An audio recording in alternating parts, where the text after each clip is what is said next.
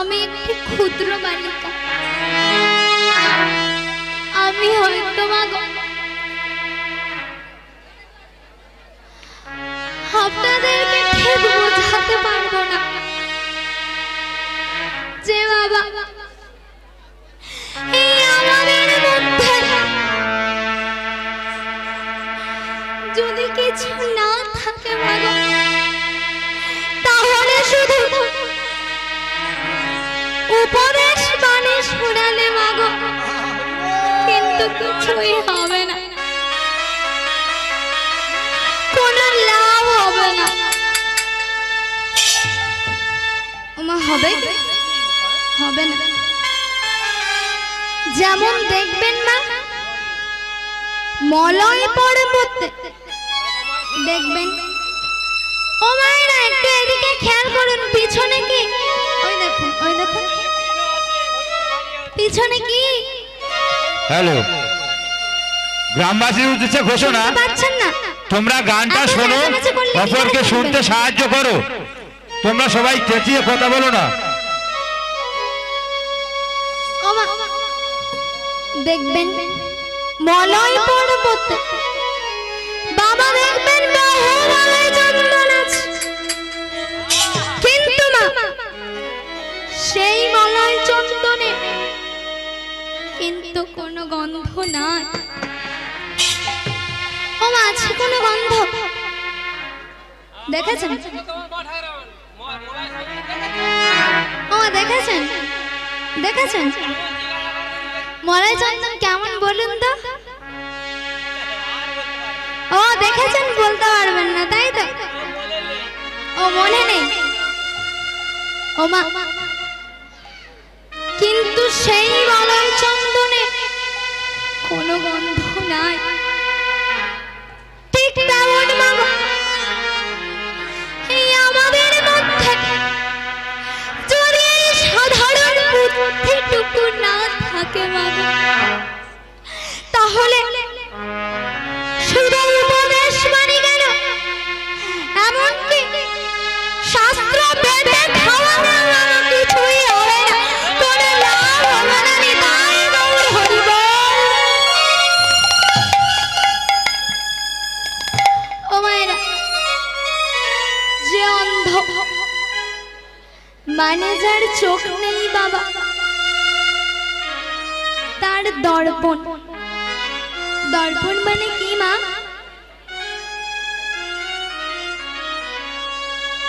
শুনতে পাচ্ছেন না? তা একটু চিৎকার চেঁচামেচি কম করুন, তাহলে শুনতে পাবেন।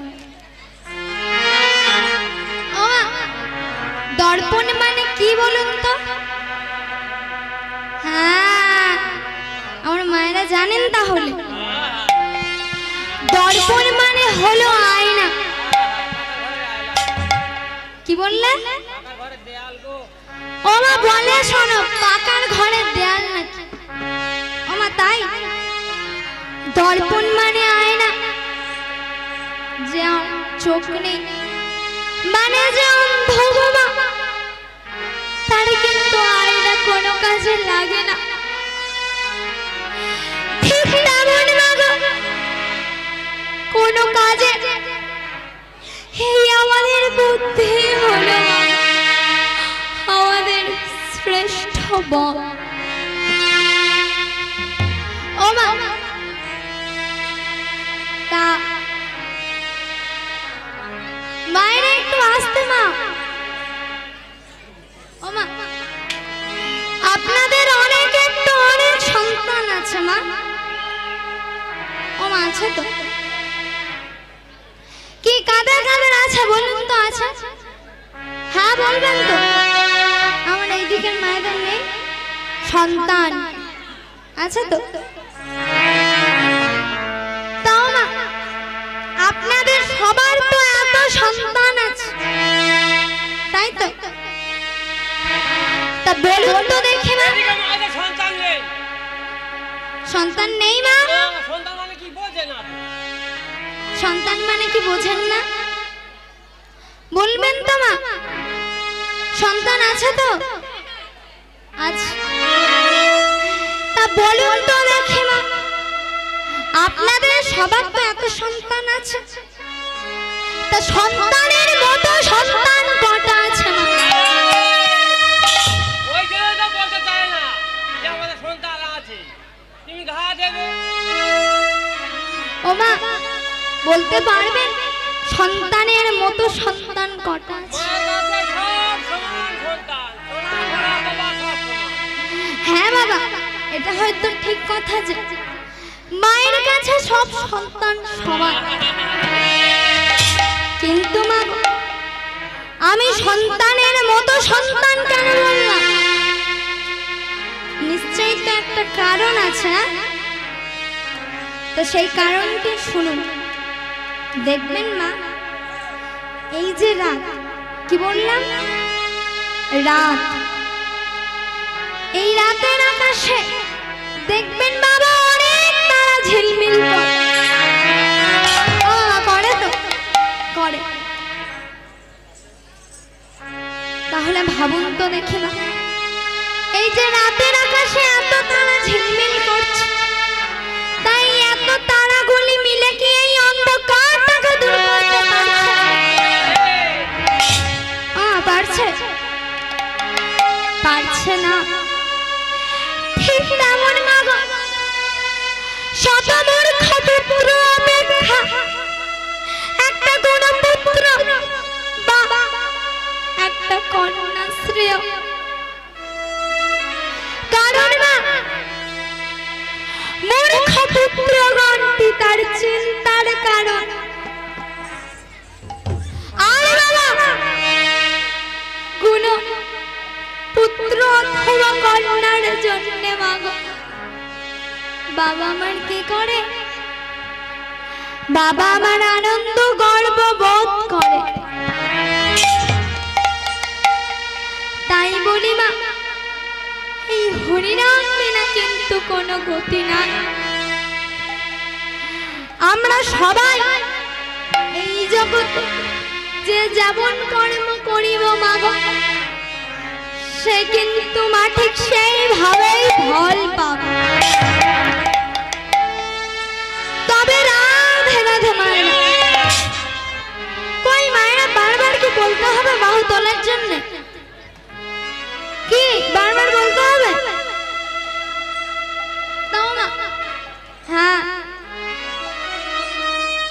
বলুন তো দেখি মা, আমরা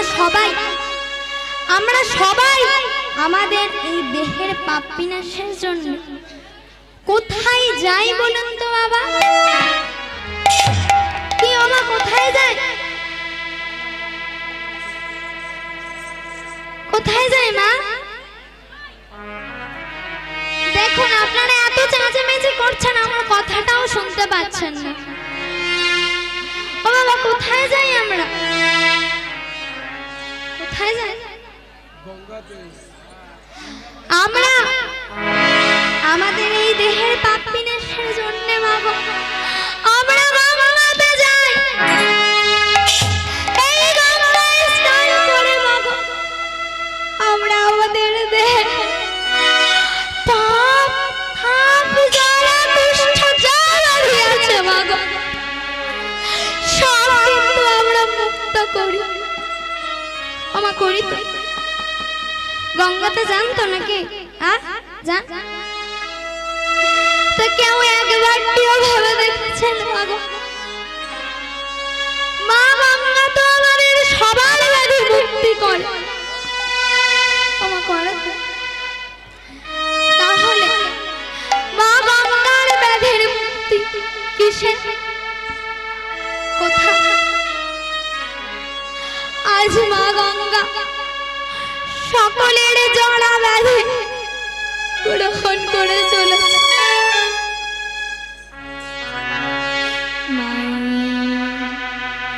সোনা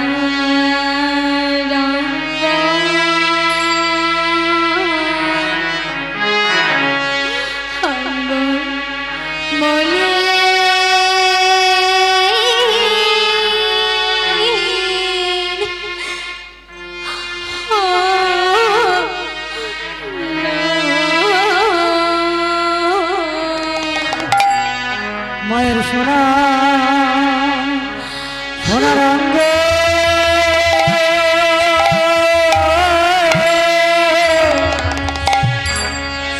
বলে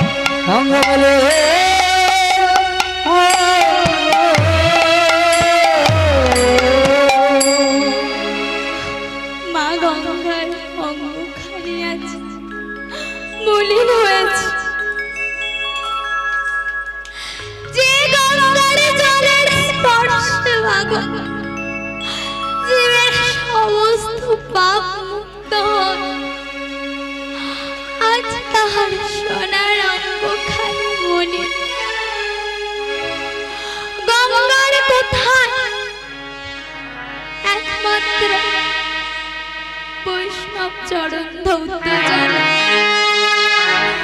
তাহার প্রমাণ শোনেন মাগো। একদিন দ্রৌপদী ভগবানকে বললেন, সখা দেখি তুমি আমার ব্রতের বিবরণ দাও। দ্রৌপদী বলে, তবে কহ ব্রত বিবরণ। কহ ব্রত বিবরণ, কোন ব্রত করিলে স্বর্গে ঘণ্টা বাজিবে এখন। ঘণ্টা বাজিবে এখন। তখন বাবা কৃষ্ণ বললেন, শোনো দ্রৌপদী, যদি তুমি বৈষ্ণব সেবা দিতে পারো তাহলে ঘণ্টা বাজিবে স্বর্গদ্বার। তখন মাগো দ্রৌপদী বললেন, বেশ তাই হবে। তা সখা, আমি যে বৈষ্ণব সেবা দেব তা সেই বৈষ্ণবটা কোথায়? না না, আমি যে বৈষ্ণব সেবা দেব তা সেই বৈষ্ণবটা না থাকলে আমি কাকে সেবা দেব? বৈষ্ণব না থাকলে বৈষ্ণব সেবা দেওয়া যাবে? যাবে না। তাই সখা কৃষ্ণ আমার কি করলেন? সখা কৃষ্ণ আমার অর্জুনকে ডাকলেন, সখা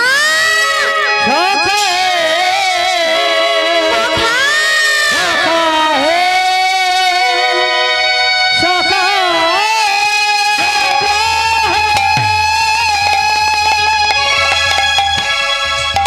অর্জুন তড়ামড়ে এসে বলছে, মা কি হয়েছে সখা? আমাকে ডাকছো কেন? কি হয়েছে? আরে দাঁড়াও দাঁড়াও দাঁড়াও, অত ব্যস্ত হয়ে না। শোনো, তোমাকে একটু বৈষ্ণব আনতে যেতে হবে। বৈষ্ণব? তা কোথায়? কে সেই বৈষ্ণব? শোনো, ওই হস্তিনাপুরের ওপারে একটা মুচির ছেলে আছে, তার নাম হলো গিয়ে রুইদাস। ওই রুইদাসকে, হ্যাঁ যাও, তাকে নিমন্ত্রণ করার আগে সেবা নিয়ে স্নান সেরে তারপর তুমি তাকে নিমন্ত্রণ। এমন সময় মা আমার অর্জুন চলেছে। এদিকে রুইদাস মাগো আমার নয়ন জলে মুখ ভাসায় ভগবানের নাম করছে। আর কি করেছে মা? আর আমার জুতো সেলাই করছে।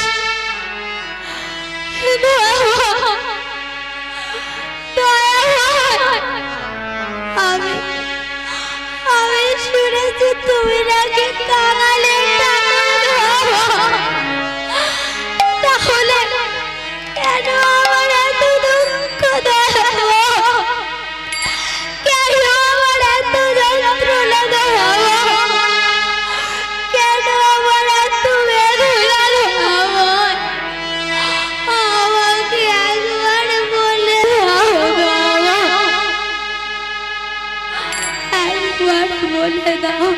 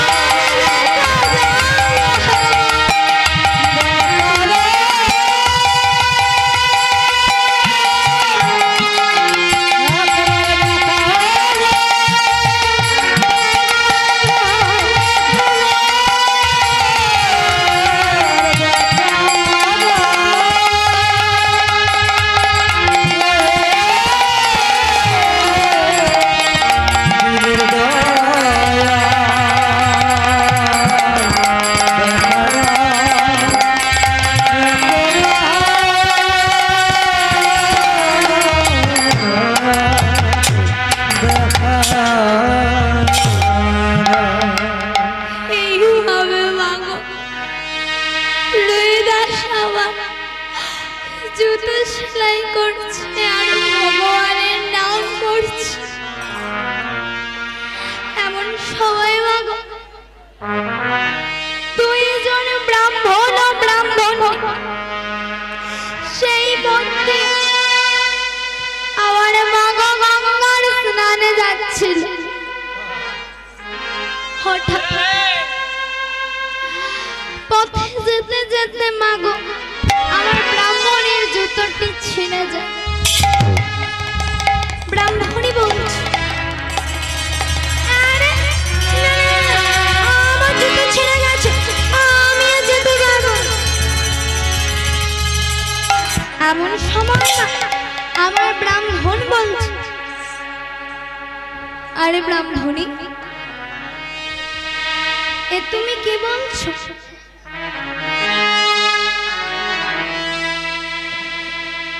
আচ্ছা বেশ শোনো ব্রাহ্মণী শোনো, ওই দেখো ওই যে ওই দেখো ওইখানে ওই দূরে ওই তো ওইখানে রুইদাস মুচির দোকান দেখা যাচ্ছে। চলো ব্রাহ্মণী তুমি ওখানে ওই ওখানটাকে নিয়ে গিয়ে আমি তোমার জুতোটাকে সেলাই করিয়ে আনবো। এই বলে মাগো ব্রাহ্মণ আমার ব্রাহ্মণীকে নিয়ে এলেন কোথায়? ওই রুইদাসের বাড়িতে। রুইদাস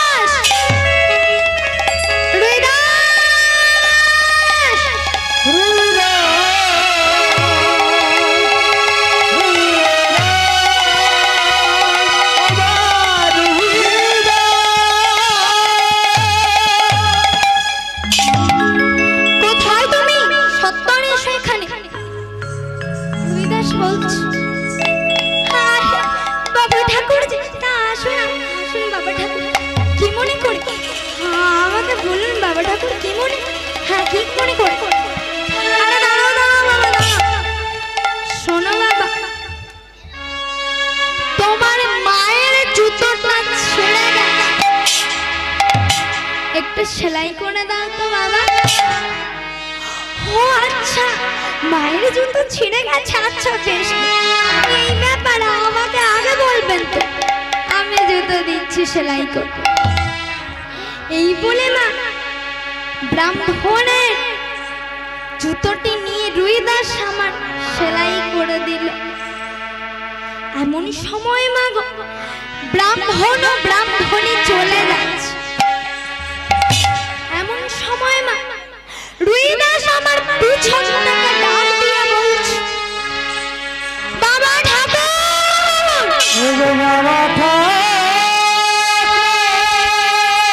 বাবা ঠাকুর,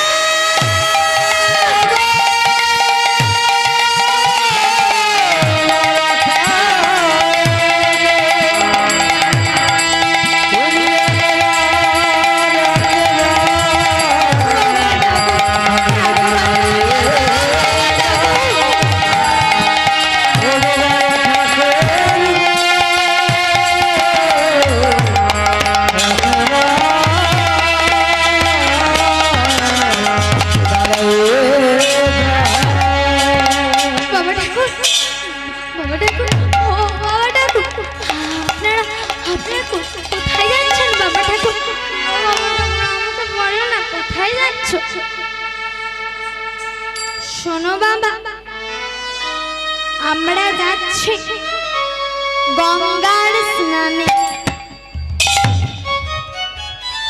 ও আচ্ছা, আপনারা গঙ্গা স্নানে যাচ্ছেন? তো বাবা ঠাকুর, আমার এই যে মালাটি না আমি মা গঙ্গার জন্য গেঁথেছিলাম, জানো তো বাবা ঠাকুর, আমার গঙ্গায় যাওয়ার বড় ইচ্ছা ছিল, কিন্তু আমি তো আর যেতে পারছি না। তাই আমি তোমার কাছে এই মালাটি দিয়ে দিচ্ছি বাবা ঠাকুর। তুমি এই মালাটি গঙ্গায় দিয়ে বলিবে, ধরো ধরো মালা, ধরো ধরো মালা, ধরো ধরো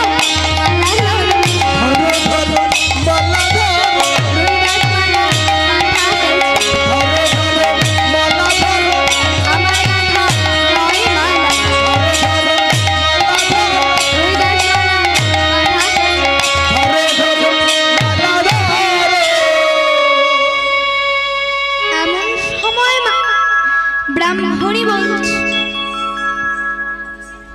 আরে না, আমাদের সময় হবে না, আমাদেরকে তো অনেক দূরে যেতে হবে, না আমাদের সময় হবে না। তুমি কি ভেবেছ তোমার এই মালাকে নিয়ে এখন আমরা গিয়ে গঙ্গায় যাবো? না না বাবা, না, আমাদের অত সময় নেই। এমন সময় ব্রাহ্মণ বলছে, ব্রাহ্মণী, হে তুমি কি বলছো? না না ব্রাহ্মণী, না, তুমি এমন করে বলো না। ওনা তোমার জুতোটা সেলাই করে দিল, আর তুমি এইভাবে বলতে পারছো ব্রাহ্মণী? বেশ, তোমাকে যেতে হবে না, আমি যাচ্ছি মালাটি নিয়ে। এই বলে মা ব্রাহ্মণ আমার মালাটিকে নিয়ে চলেছে। গঙ্গাতে স্নান করে চলে আসে। এমন সময় মা গঙ্গাতে মালাটি দেওয়ার সময় বলে,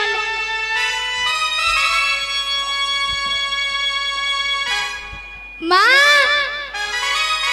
আমি নই, রুইদাস মালা পাঠাচ্ছি,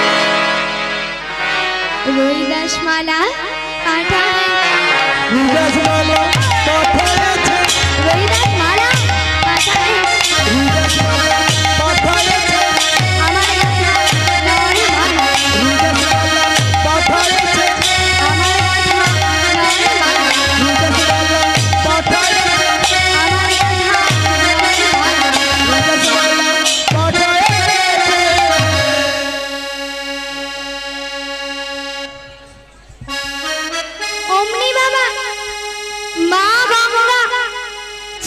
হাত দিয়ে মালাটিকে ধরে নিল।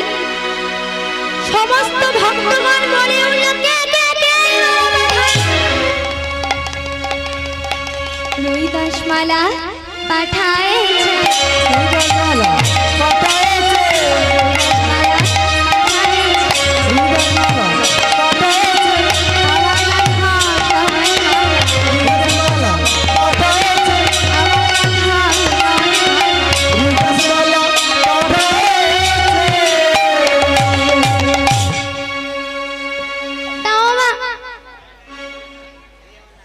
এমন সময় অর্জুন রুইদাসকে নিমন্ত্রণ করতে এলো। এমন সময় রুইদাস বলছে, আচ্ছা বেশ, তাহলে তুমি স্নান সেরে এসো।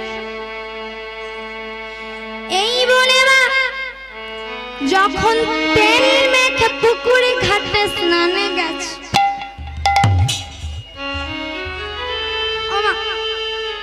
কোত্থেকে একটা পচা পচা গন্ধ আসছে না? ও পাচ্ছেন না আপনারা? কি ও পাচ্ছেন না? কিন্তু আমি তো পাচ্ছি।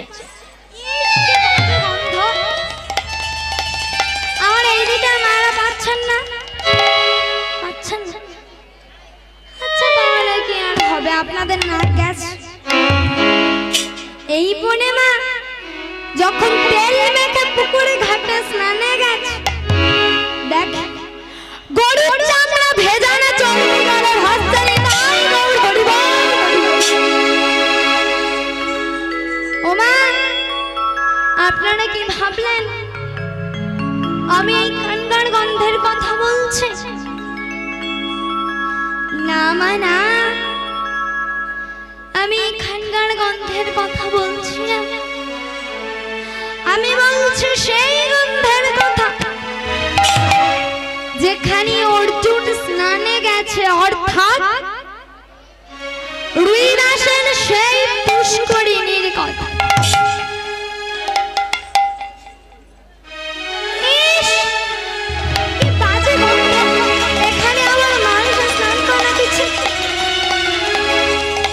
কিন্তু যখন স্নান করতে হবে আর বিলম্ব করে উপায় আছে? নেই তো। তাই আমার অর্জুন এক হাত দিয়ে পুকুরের চামড়া সরিয়ে সবে মাত্র একটা পা বাড়াতে যাবে, দেখে মা গঙ্গা পুকুরে ঘাটে বসে। তুই এখানে কি করে এলে? বলো তুমি এখানে কি করে এলে? মা গঙ্গা বলছে, ওরে আমাদের স্নান করে সবাই সবার পাপের বিনাশ করে, আর আমার পাপের বিনাশ কোথায় জানিস? ওই বৈষ্ণব চরণে। আমি ভক্ত রুইদাসে আশার আশায় আশার আশায় বসে আছি। আশার আশায় আশার আশায় বসে আছি। আশার আশায় বসে আছি। কবে বলতে যাও পাওয়ার আশা। আশার আশায় বসে আছি। আশার আশায় বসে আছি। তবে রাধে রাধে মায়েরা কই? মায়েরা বাহু কোথায়? ও মা, কেউ বাহু তুলবেন না তো? কই আমার এই দিকের মায়েরা একটু বাহু তুলুন।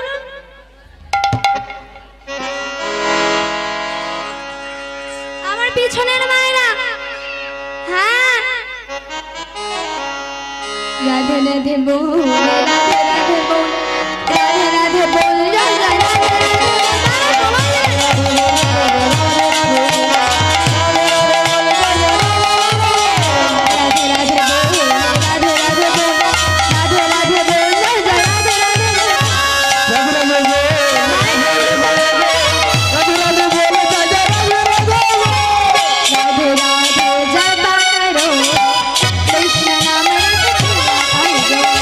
রাধে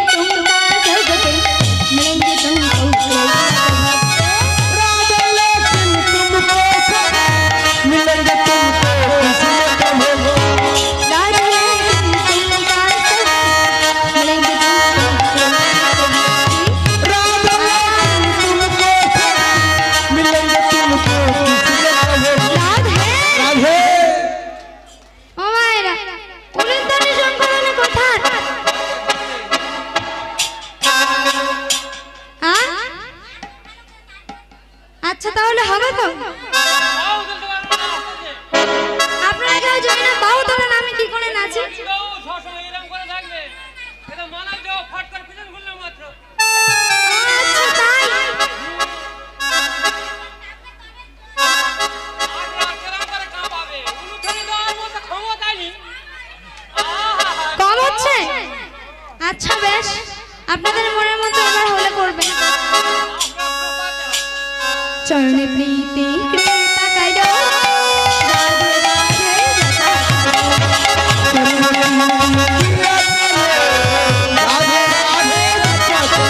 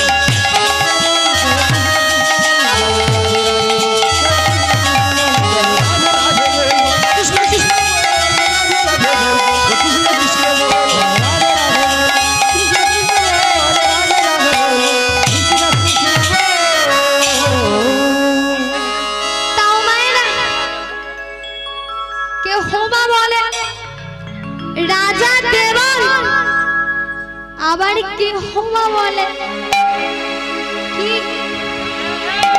রাজার নাম কি বললাম? রাজা দেবল। কি বললাম? রাজা দুর্বল। বলে নাকি রাজা দুর্বল। আমি ওটা বলেছি।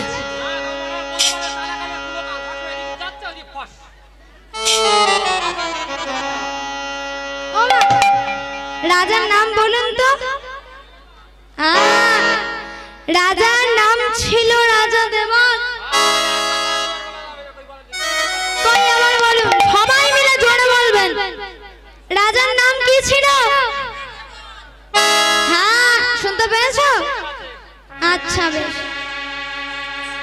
তা সেই দেবল রাজার আমার দুটি কন্যা ছিল। তা কন্যা দুটি কে কে? না এক কন্যা সুয়া আর আরেক কন্যা অনুসূয়া। ও আমাকে বলতে দিচ্ছে না, কি করে বলবো? একটা কন্যার নাম সুয়া আর আরেকটা কন্যার নাম অনুসূয়া। তো সেই কন্যা দুটি আমার কেমন ছিল, কেমন প্রকৃতির ছিল তারা জানেন? জানেন না তো? আচ্ছা তাহলে এই লীলাটি শুনুন মন দিয়ে।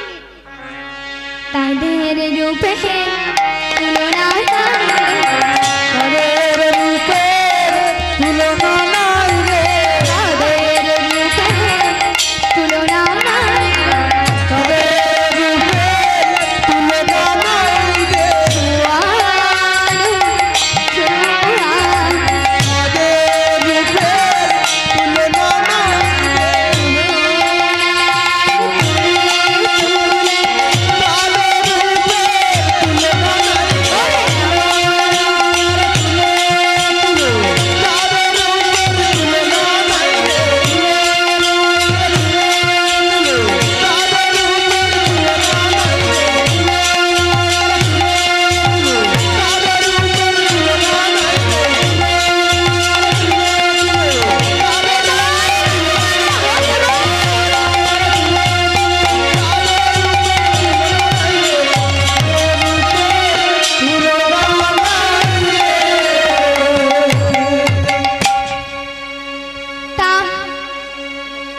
রাজার নাম কি বললাম?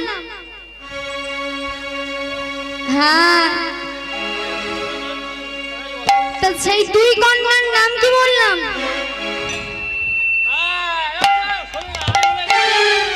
তুমি শুনেছো?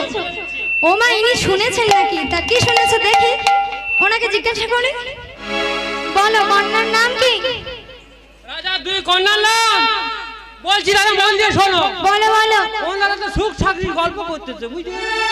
তাই নাকি? হ্যাঁ, কতদিনের পর দেখা হয়েছে, একা জমের মতো গল্প করে নিয়ে ঘর চলে যায়। ও মা, তাই নাকি? ও আচ্ছা, তাও মা বলো। আমি বলে দিচ্ছি, দুই কন্যার নাম শুনে নাও ভালো করে। আচ্ছা, দেখি বলো। দেবশ্রী, শতাব্দী। ও মা, বলো শোনো, আমি নাকি দেবশ্রী আর শতাব্দী বলেছি। ও মা, আমি ওই বলেছি।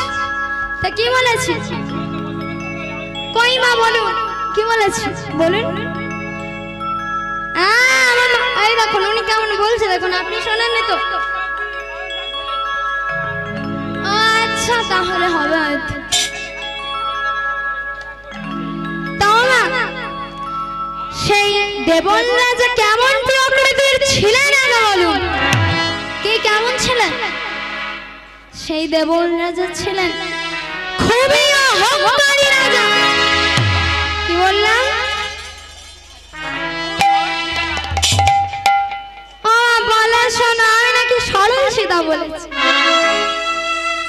ও মা, কেমন রাজা ছিলেন? রাজা দেবল ছিলেন খুবই অহংকারী রাজা। কি বললাম মা? বলুন, এরপর থেকে জোরে বলুন। এবারে কেউ শোনেননি? রাজা দেবল ছিলেন খুবই অহংকারী। কি বললাম? হ্যাঁ, খুবই অহংকারী রাজা। তা সেই অহংকারী রাজা একদিন আমার মাগো সমস্ত প্রজাদের একসাথে ডেকেছে, ডেকে বলছে, শোনো প্রজাগণ, বলো তো তোমরা কার ভাগ্যে খাও? এখন আমার মা প্রজাগণ বলছে, মহারাজ মহারাজ, আমরা হ্যাঁ, আমরা আপনার ভাগ্যে খাইবা। বেশ, তাই এবার আমার দুই কন্যা দাও, তোমরা বলো তোমরা কার ভাগ্যে খাও? সুবর্ণা বলছে, কেন পিতা, আমরা আমাদের নিজেদের ভাগ্যে খাই? এ কথা শোনার পর রাজা দেবল ক্রোধান্বিত হয়ে বলে, তোমাদের এত বড় স্পর্ধা যে তোমরা বলছো তোমরা তোমাদের ভাগ্যে খাও? আমার খেয়ে আবার পরে বড় হলে, আর এখন তোমরা বলছো তোমরা তোমাদের ভাগ্যে খাও? এই কে আছিস, এক্ষুনি এদেরকে এলাকাতে বিতাড়িত করে দে। রাজার কথা শুনে মাগো আবার পিতা, পিতা সত্য কথা বলে দাঁড়িয়ে দেন তো দেবেন পিতা। তবে শোনেন পিতা, মানুষ যখন জন্মায় ভগবান তাহার ভাগ্য পিতা, ভাগ্য বিধাতাকে দিয়ে তৈরি করিয়ে দেয়। তাই পিতা, এখানে আপনার বাবা, কিন্তু কোনো হাত নাই পিতা। মাগো, ঈশ্বর আমাদের প্রতি কৃপাময় কিনা মা, তাহার আরো প্রমাণ শোনে। যেমন মাগো, ধরুন একটা বট গাছ। কি বললাম? হ্যাঁ, একটা বট গাছ। তো দেখে মায়েরা আপনারা বলুন তো একটা বট গাছ কেমন হয়? বট গাছ এইটুকু হয়? অনেক বড় হয়? হয়। তা ভাবুন মা, সেই বটের ফলগুলো কেমন হয়? ছোট ছোট ছোট ছোট হয়। তাহলে ভাবুন মা, আমরা গ্রীষ্মকালে সেই বটের শীতল ছাওয়াই নিয়ে আমরা কি করি? কি করি? আমরা সবাই বিশ্রাম করি। করি তো করি। তখন মাগো দেখবে সেই বটের ক্ষুদ্র ক্ষুদ্র ছোট ছোট ফলগুলো দেখবেন বাবা টুপটাপ করে আমাদের অঙ্গে পড়ে। পড়ে তো পড়ে। তাও মা সেই ফলে কি কালোর আঘাত হয়? হয় না। আবার ভাবুন মা গো, একটা লাউ গাছ, কি বললাম বাবা? হ্যাঁ, একটা লাউ গাছ যে কিনা মা গো এখনো অব্দি সোজা হয়ে দাঁড়াতে পারে না, তার ফল মা গো দেখবেন 5 থেকে 10 কেজি ওজন। ওমা হয়তো। তাহলে ভাবুন মা, ওই বটের যে ক্ষুদ্র ক্ষুদ্র ছোট ছোট ফলগুলো যদি মা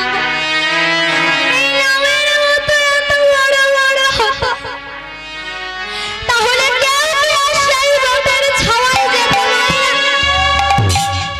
কেউ যেত? যেত না।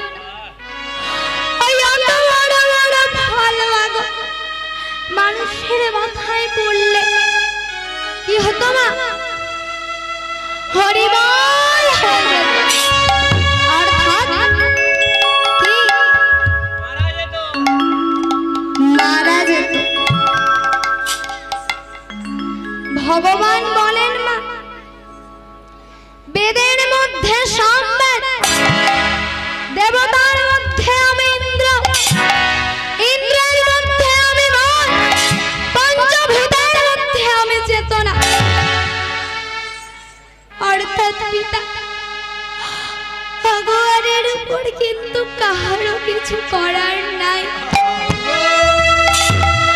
তাই আপনি ফুল বুঝে আমাদের চাষা দেবেন পিতা, আমরা তাই মাথা পেতে নেব। তখন মাগো রাজা দেবল বলছে,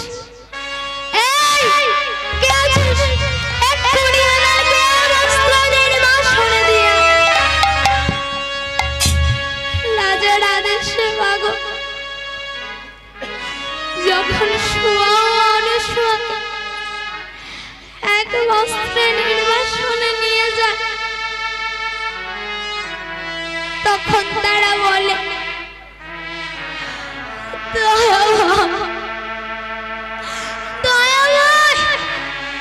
পিতা আমাদেরকে তাড়িয়ে দিচ্ছে,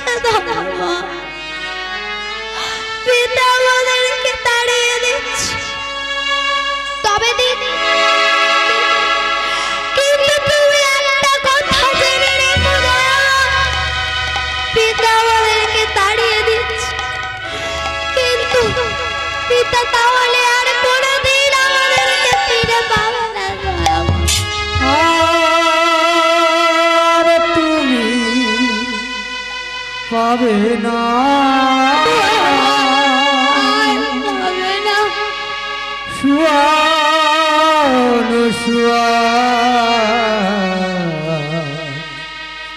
চলে যাবে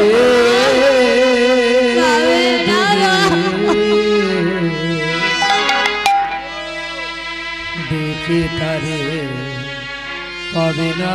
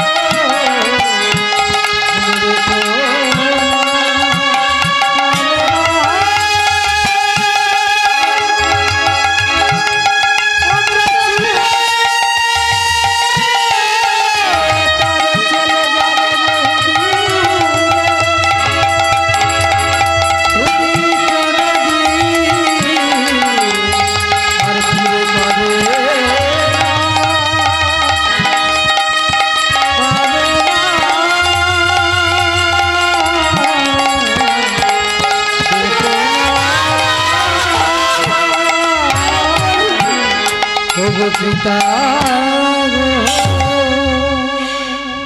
এইভাবে মাগো যখন শুয়া মানুষকে নিয়ে গভীরে বনের মধ্যে দিয়ে এলো, তারা বলে দয়াময় আমরা তোমার কাছে কিছুই চাই না, দয়াময় কিছুই না, শুধু যেন তোমাকে আমরা একটু তুন্ডুল জোগাতে পারি, দয়াময় একটু দেখো। রাজার দুলালি হয়ে মাগো আজ তারা ভিখারি, দেখলে মনে হয় যেন তাদের আপন বলিতে আর কেহ নাই, আপন বলিতে কেহ নাই, আপন বলিতে কেহ নাই গো, আপন বলিতে কেহ নাই গো,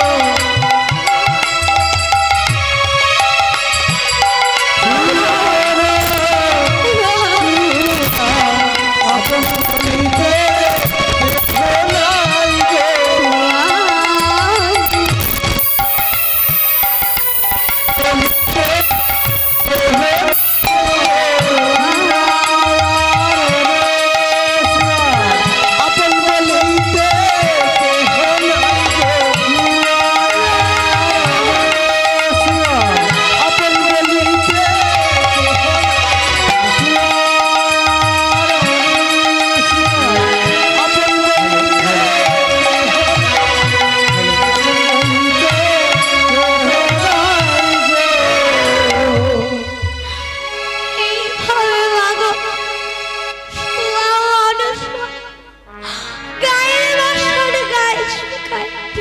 করে আনে এইভাবে মাগো তাদের দিন যায়।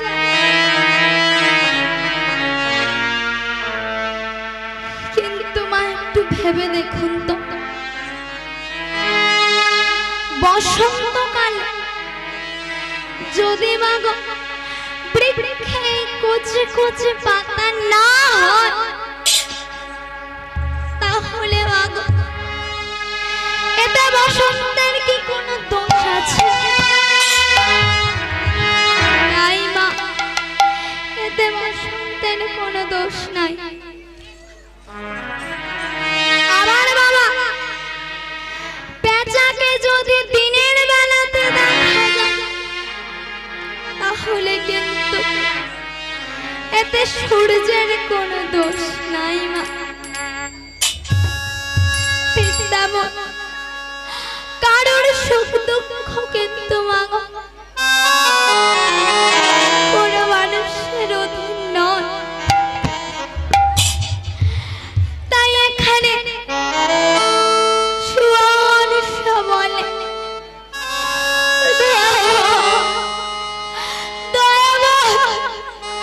তুই আমাদেরকে যতই দুঃখ কষ্ট দাও না কেন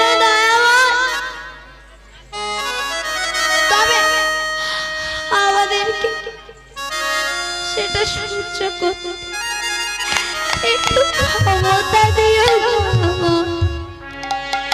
একটু ক্ষমতা দিও। আঘাতে যত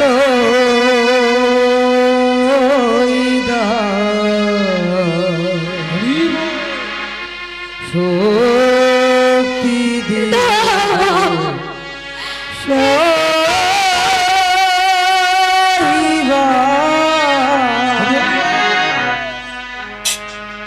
কৃপা একটু ক্ষমতা দাও দয়াময়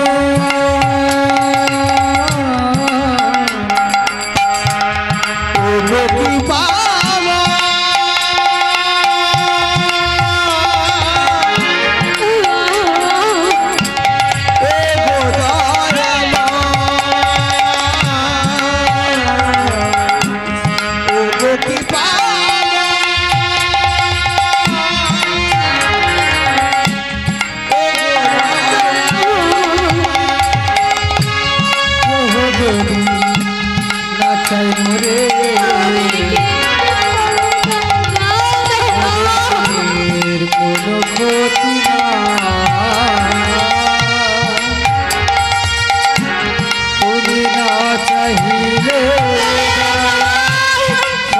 যে হারায় কেহ যদি না চায় মরে আমার কোনো ক্ষতি না তুমি না চাহিলে দয়াল সবই যে হারায়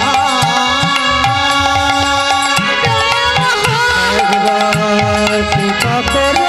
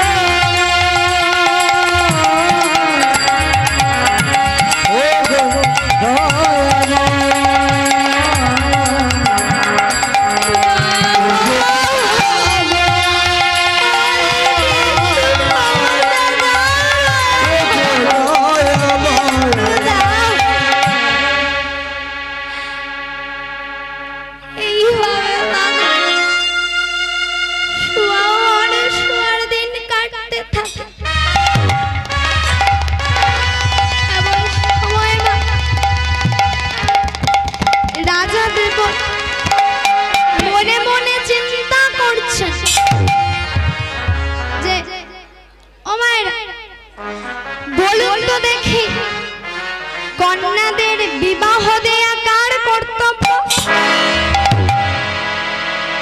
কি কার কর্তব্য মায়েরা?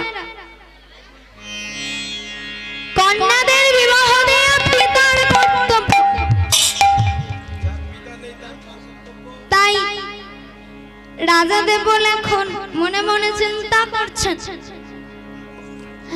আমার কন্যাদের বিবাহের বয়স হয়েছে, কন্যাদেরকে বিবাহ দিতে হবে। তাই মন্ত্রীকে আদেশ করলেন, মন্ত্রী তুমি এই মুহূর্তে পাত্রের অনুসন্ধান করো, কিন্তু দেখবে পাত্র যেন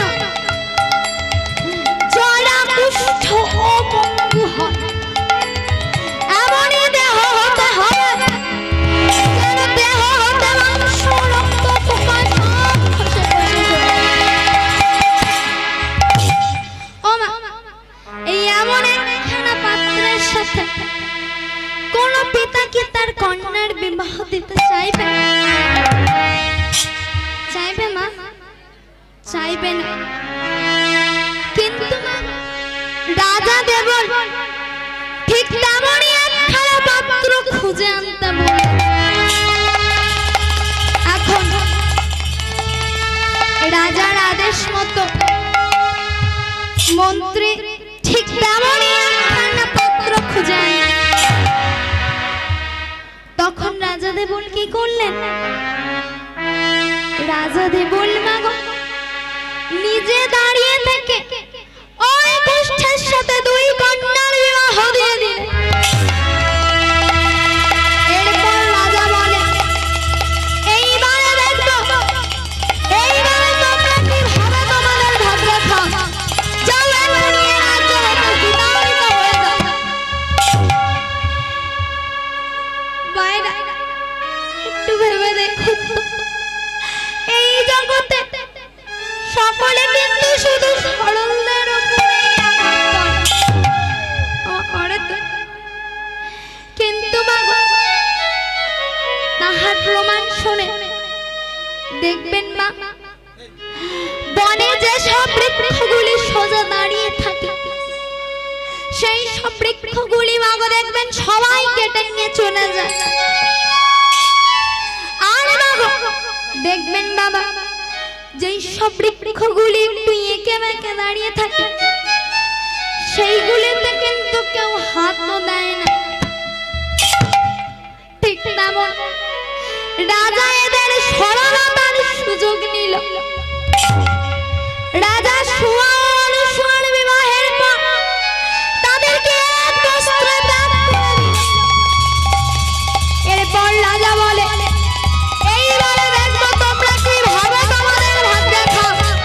যাও এক্ষুনি এই রাজ্য হতে বিতাড়িত হয়ে যাবে, এক্ষুনি চলে যাও।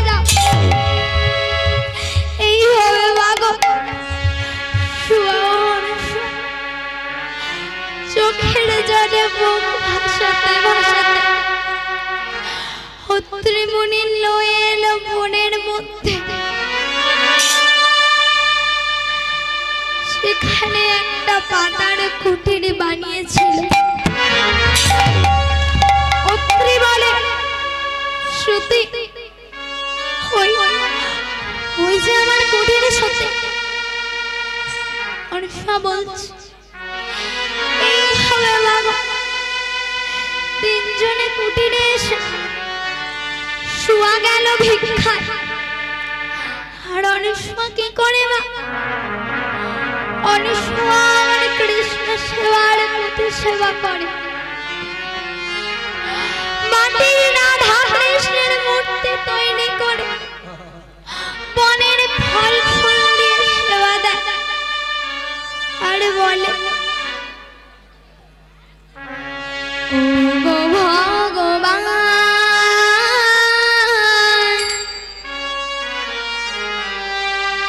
বলে দাও মনে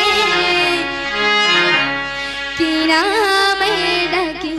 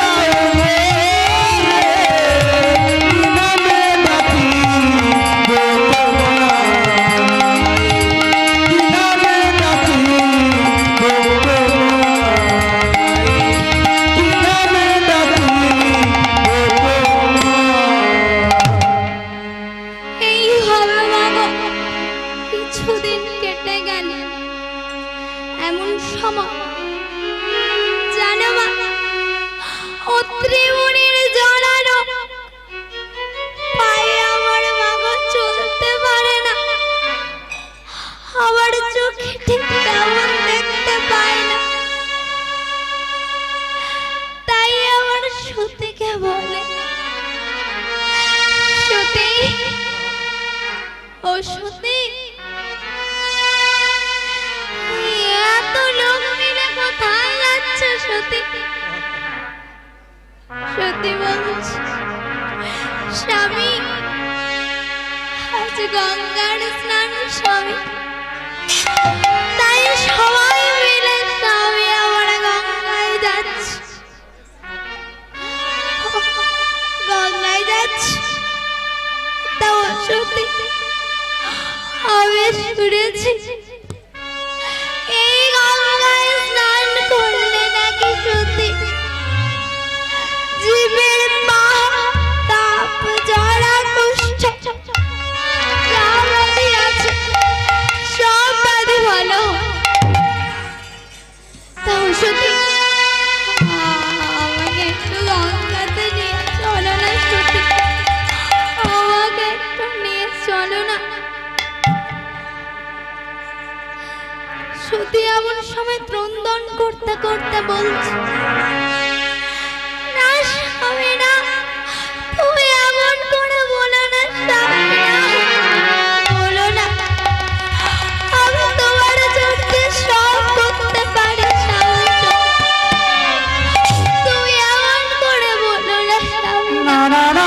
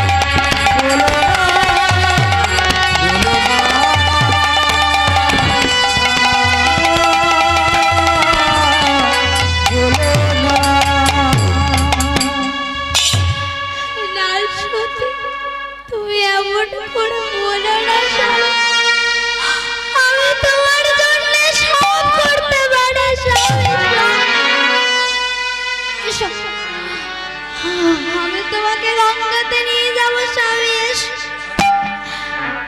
এই বলে বাবা সত্যি আমার স্বামীকে স্কন্ধে তুলে নিয়ে চলেছে। কেমন করে? স্কন্ধে করে লয়ে পদে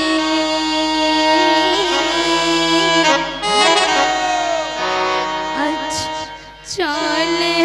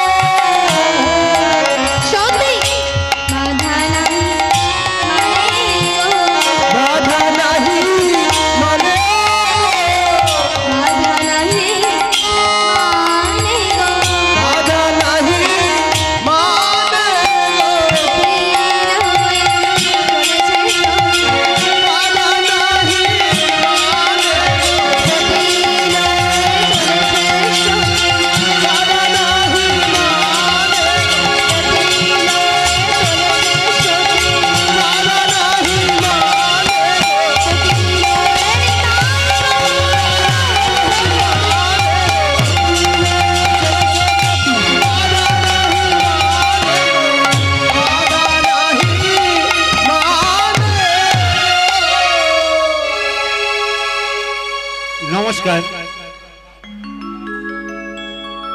এই কীর্তনিয়া কুমারী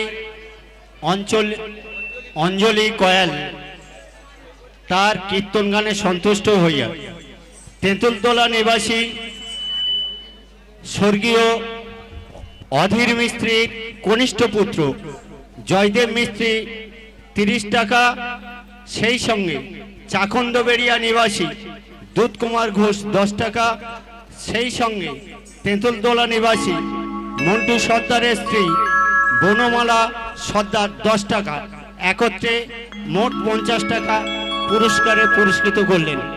কৃষ্ণ প্রেমানন্দে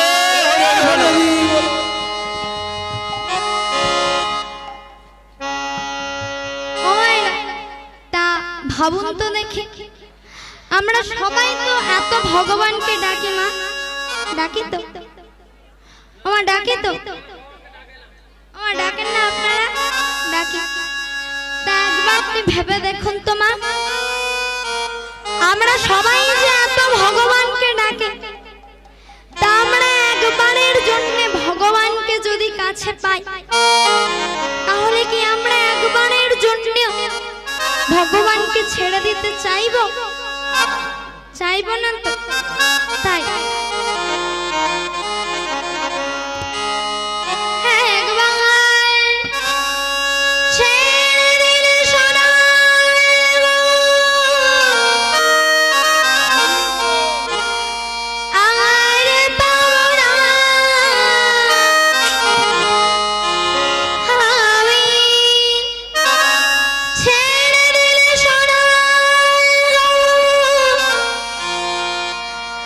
Ah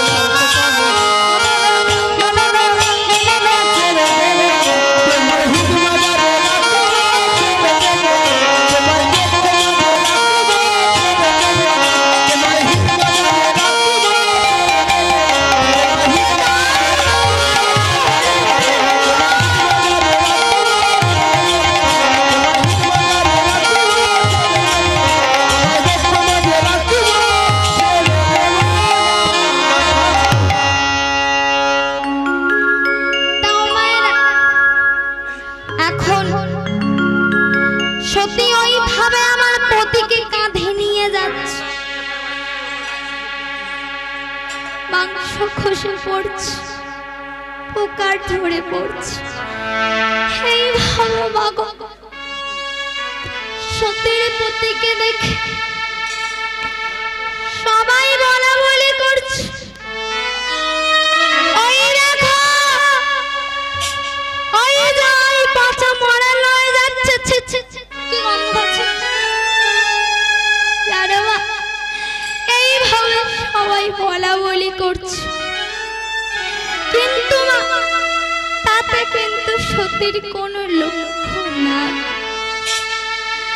লক্ষ্য শুধু একটাই, যে মা আমার কখন পতি লয়ে যাবে গঙ্গার স্নানে। এইভাবে যখন ত্রন্দন করতে করতে সতী আমার পতিকে নিয়ে গঙ্গাতে এলো, তখন সকল গঙ্গার স্নানের যাত্রীরা বলতে লাগলো, ওমে আরে ওমে ওই পচা কুষ্ঠকে যেন আমার তুমি জলে নামিয়ে নাও। তখন সতী বলছে, না রামা না, আমি নামাবো না। এইভাবে বাবা সতী আমার চোখের জলে মুখ ভাসাতে ভাসাতে আমার স্বামীকে গঙ্গাতে স্নান করালো। সত্যের কৃপার ফলে মাগো অত্রির দেহের পরিবর্তন দেখা গেল। সকল জ্বালা যন্ত্রণা তাহার দূরে গেছে। সকল গঙ্গার স্নানের যাত্রীরা সতীর জয় জয় করতে লাগলো, ধন্য সত্যি বটে তুমি ধন্য। জানো মা একটু আগে এই সতীকে সবাই কত ঘৃণা করেছিল, আর এখন মাগো সবাই সতীর ধন্য বটে সতী তুমি ধন্য। এইভাবে মাগো অত্রির ব্যাধি চলে গেল মা গঙ্গায়।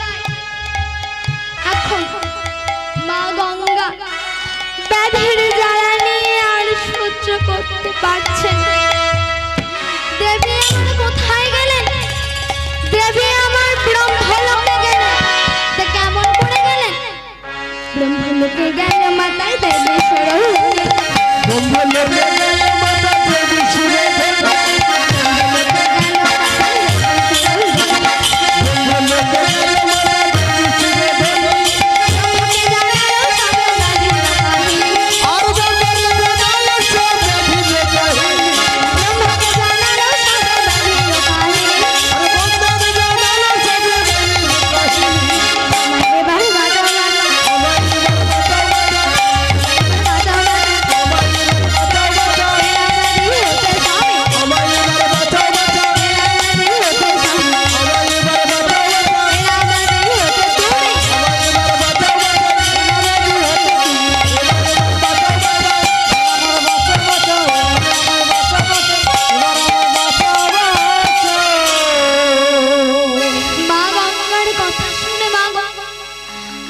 শিব বলছে,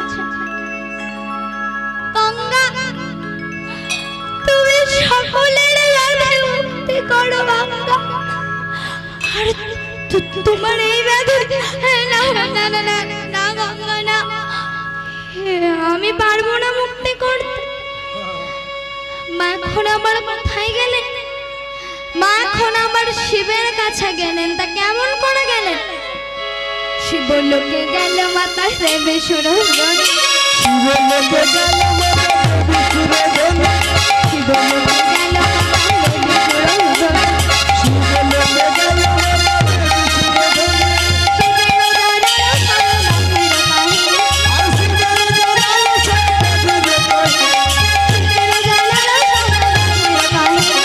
শিবের জানালো সব ব্যাধির কাহিনী। আমার এবার বাজা, আমার এবার বাজা, এলা দাদু হতে স্বামী, এলা দাদু হতে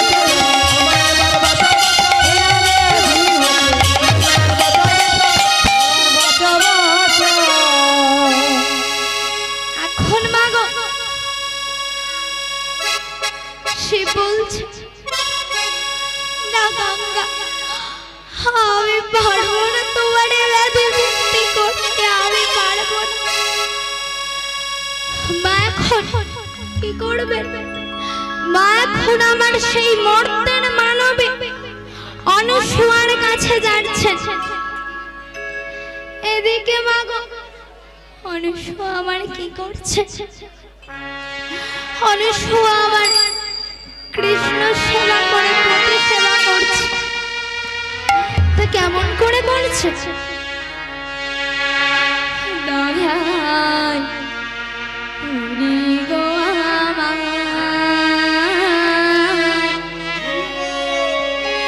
চিরকাল করে হবে পাঠাও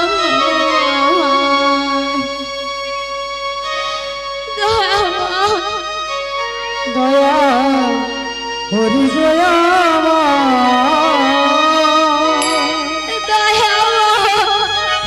চিরকাল করে ভাবে পাঠায়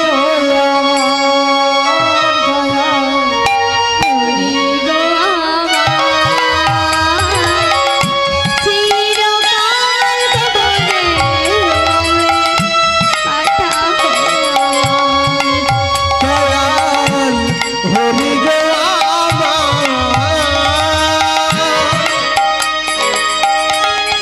চিরকাল করে পাঠাও দয়াল হরি গো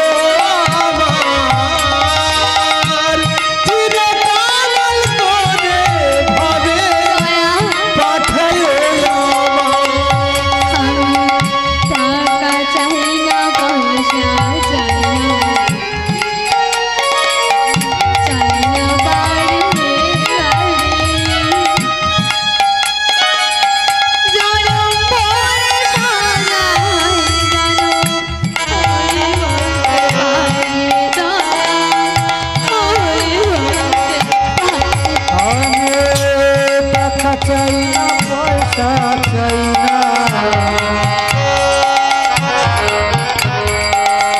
চাই না গাড়ি গাড়ি, চলো মোরা সবাই হরি বলিতে পারি দয়াল, হরি বলিতে পারি।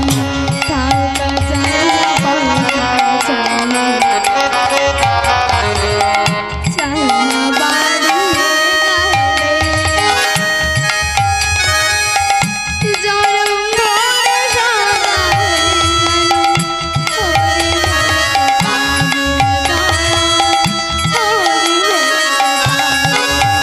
আমি টাকা চাই না, পয়সা চাই না,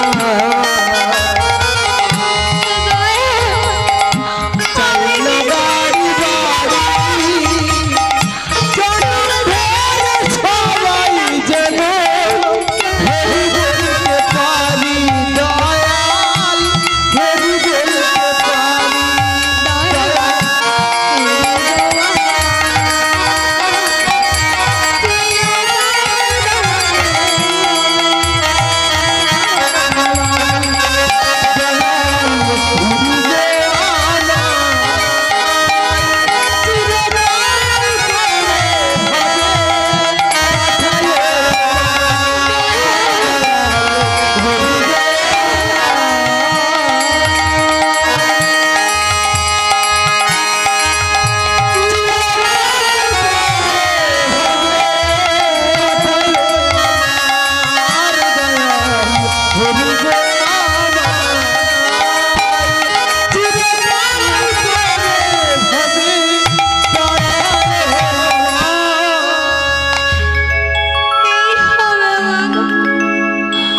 সত্যি আমার কৃষ্ণ সেবা করে দেবতা পূজা করছে।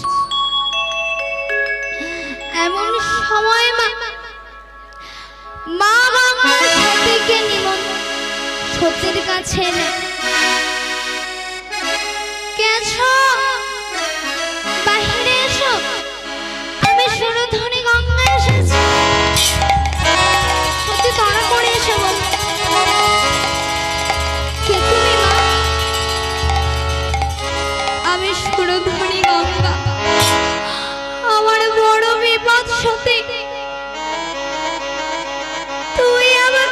উদ্ধার করো সতী। এ তুমি কি বলছো? তুমি সবাইকে উদ্ধার করো, আর আমি একটা মর্তের মানবী হয়ে তোমাকে কি করতে পারি? ঢালাওয়ানা, দয়া করে এই কথা বলে তুমি আমাকে লজ্জা দিও না, দিও না।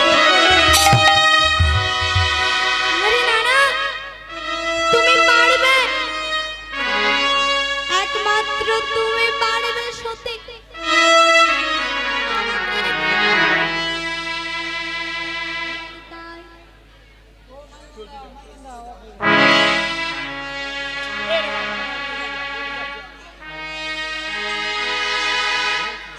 না সতী, একমাত্র তুমি পারবে আমাকে ব্যাধি হতে উদ্ধার করে। আমি পারবো বলছো মা? আচ্ছা বেশ বেশ, তুমি যখন বলছো আমি পারবো, তুমি একটু এখানে দাঁড়াও, আমি আসছি। এই বলে মা গঙ্গার হাত সতীর মস্তকে দিতে বলল। মা গঙ্গা মনে মনে চিন্তা করছে, একটা মর্তের মানবীর এত সাহস, যে ব্যাধি দেবতারা নিল না, একটা মর্তের মানবী তার এত বড় দুঃসাহস কাজ করেছে। তবে যাই হোক, এই চিন্তা করতে করতে যখন সতী মা গঙ্গার হাত সতীর মস্তকে দিল, মায়ের দেহ থেকে ব্যাধি নিয়ে সতীর দেহে যেমন বর্ণ হয়েছিল, আবার পুনরায় যেমন বর্ণ ছিল তেমন হল। দেহের বর্ণ যেমন ছিল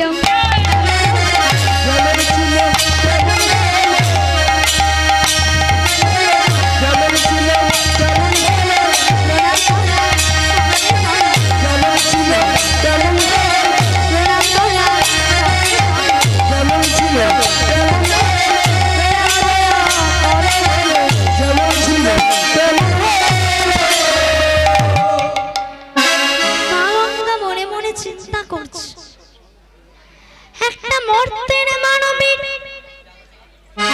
এত ক্ষমতা যে সে তাহার দেহের বর্ণ আবার ফিরিয়ে আনলো। সত্যি তোমার মতো সত্যি আর আমি দেখি এই কথা বলতে বলতে বাবা নাচতে নাচতে চলে গেল দেবী। এদিকে না দুষ্ট নারদ আড়াল হতে সব কিছু দেখে ব্রহ্মলোকে গিয়ে ব্রহ্মার ধরণীকে বলছে, মা মা জানো কি হয়েছে? কি হয়েছে?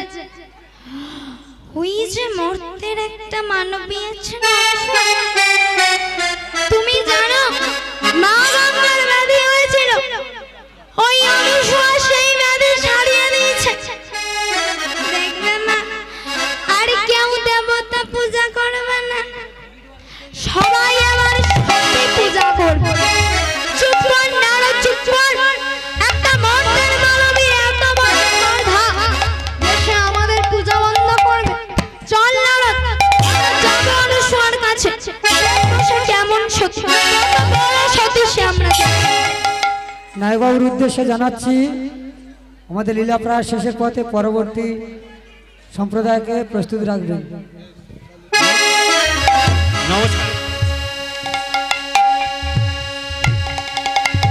নমস্কার। রাসলীলা পরিবেশন করতে আসবেন বিমলা বর্মন। আপনি আপনার সম্প্রদায়কে নিয়ে তৈরি থাকুন, কিছুক্ষণের মধ্যে আপনাকে আসতে হবে। সেই সঙ্গে কৃষ্ণ অনুরাগী মা বোনেরা ভক্তবৃন্দের কাছে ক্ষমা প্রার্থনা নিয়ে আপনাদের ধৈর্যচ্যুতি ঘটাচ্ছি। এই অঞ্জলি কয়েলের কীর্তন গানে সন্তুষ্ট হইয়া ঢোলা নিবাসী সীমা সর্দার 20 টাকা, তেঁতুলতলা কুলপি থানা তাপস পাত্রর পুত্র শুভম পাত্র 51 টাকা। সেই সঙ্গে রায়দিঘি থানার নিবাসী কাশীনগর গ্রাম নিবাসী প্রফুল্ল বৈরাগীর ছোট ছেলে 25 টাকা। সেই সঙ্গে মদন বৈরাগী 25 টাকা। সেই সঙ্গে বাসুদেব বৈরাগীর পুত্র অমিত বৈরাগী 26 টাকা। সেই সঙ্গে নারায়ণ বৈরাগীর একমাত্র পুত্র আমাদের প্রিয় তপন বৈরাগীর একমাত্র নাতি প্রিয়াংশু বৈরাগী 10 টাকা পুরস্কারে পুরস্কৃত করলেন। আমাদের স্বেচ্ছাসেবী আপনাদের কাছে পুরস্কারের টাকা পৌঁছে দেবে। সেই সঙ্গে মধুমিতা বরের মামা 20 টাকায় পুরস্কারে পুরস্কৃত করলেন। আমরা ভগবানের কাছে কামনা করি আমাদের এই কীর্তনিয়া আগামী দিনে আরো বড় হোক এবং আগামী দিনে আমাদের আসরে ওরকে আমন্ত্রণ জানালাম। কৃষ্ণ প্রেমানন্দে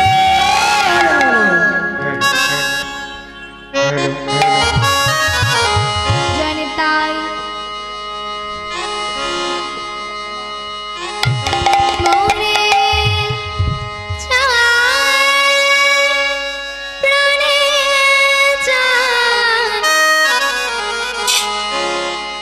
দিলে চাই যারে তোমরা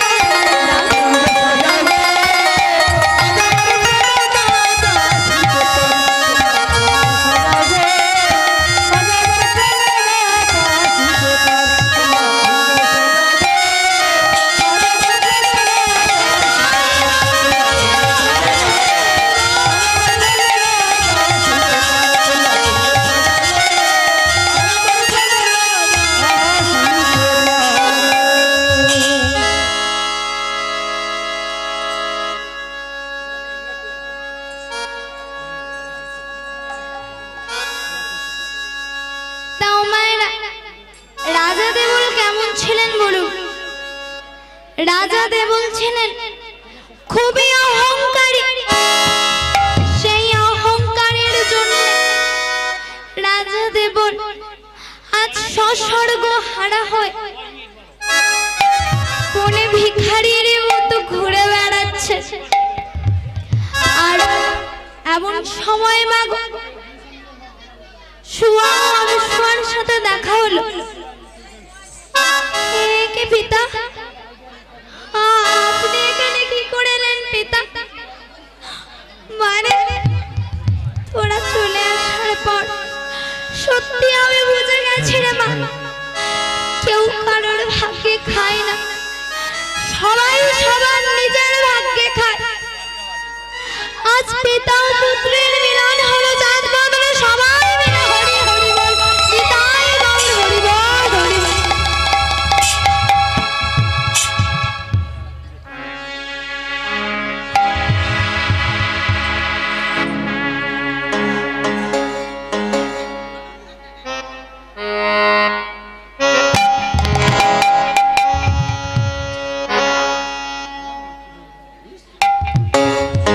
এইখানে রইল আমার নরম ধরে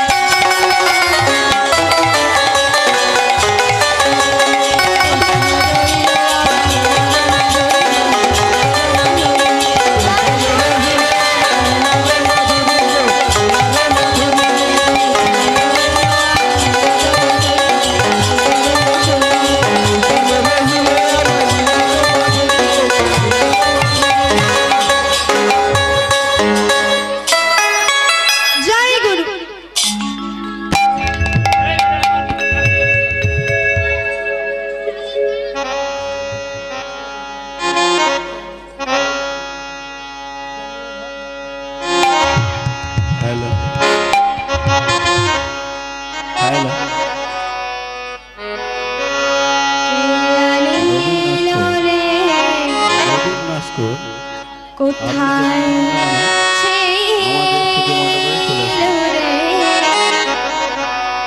মধুমাখা রে নাম কৃষ্ণ নাম, মধুমাখা রে নাম। সবাই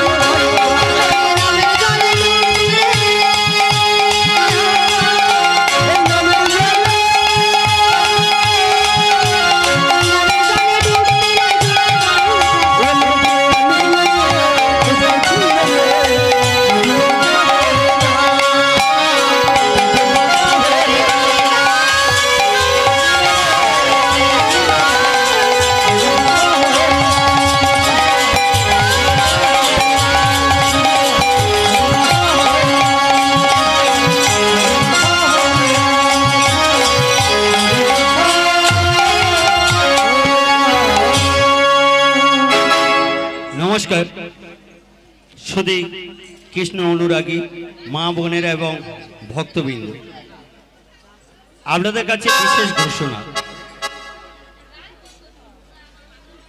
প্রফুল্ল বৈরাগী, বাড়ি কাশীনগর, থানা রায়দিঘি, তিনি এই মহোৎসব কমিটিকে 50 টাকা পুরস্কারে পুরস্কৃত করলেন।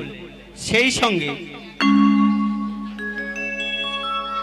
স্বর্গীয় মদন ভূঁইয়া, বাড়ি নিশ্চিন্তপুর, তার স্ত্রী শৈবা 200 টাকা মহোৎসব কমিটিকে দান করেছেন। সেই